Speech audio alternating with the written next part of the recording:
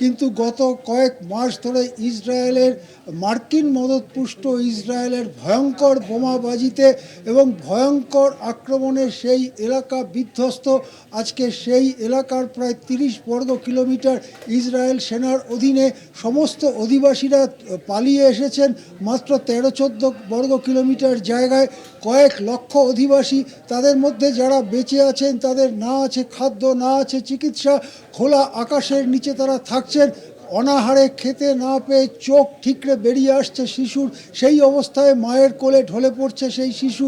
এই ছবি দেখতে পাচ্ছি, যখন দেখতে পাচ্ছি একটা বা দুটো ট্রাক হয়তো ঢুকেছে ত্রাণ নিয়ে, এক টুকরো পাউরুটির জন্য 10, 15, 20 জন ঝাঁপিয়ে পড়ছেন। তারা নিজেদের মধ্যে নিজের আঘাতে তারা মারা যাচ্ছেন এবং এমনকি তাদের সেই এক টুকরো পাউরুটির জন্য মারামারি ঠেকাতে ত্রাণ যারা দিতে এসছেন তাদের শূন্যে বন্দুক চালাতে হচ্ছে। এই ভয়ঙ্কর দৃশ্য আমরা গত 8 দশক ধরে দেখিনি। দ্বিতীয় বিশ্বযুদ্ধে কোথাও কোথাও এরকম দৃশ্য দেখা গিয়েছিল বটে, কিন্তু এ যেন এক নতুন কনসেন্ট্রেশন ক্যাম্প।